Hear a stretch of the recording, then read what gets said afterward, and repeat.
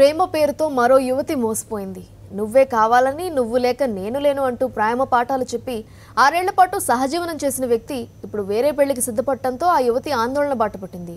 శ్రీకాకుళం జిల్లా రేగడి మండలం చిన్నపుర్లి గ్రామానికి చెందిన చంద్రశేఖర్ సాయి కుమారి ప్రేమించుకున్నారు.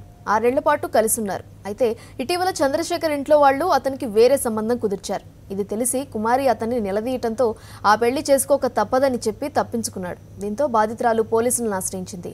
అక్కడ తనకు న్యాయం జరగటం లేదని వాపోతోంది. టీడీపీ ఎమ్మెల్యే పిఏ కిరణ్ చంద్రశేఖర్ బంధువు కావడంతో రాజకీయ బలం ఉపయోగిస్తున్నారని ఆరోపిస్తోంది. చంద్రశేఖర్తో పెళ్లి జరగకపోతే ఆత్మహత్య తప్ప మరో మార్గం లేదంటోంది.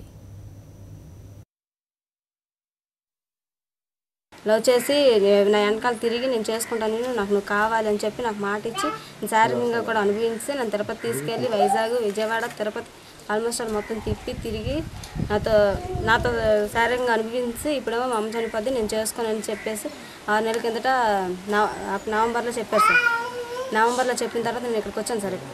కేసు అని కాదు, మామూలుగా యాక్చువల్గా వచ్చాను ఇక్కడ వీళ్ళతో మాట్లాడాలని వస్తే వీళ్ళు లేరు ఇంటి దగ్గర.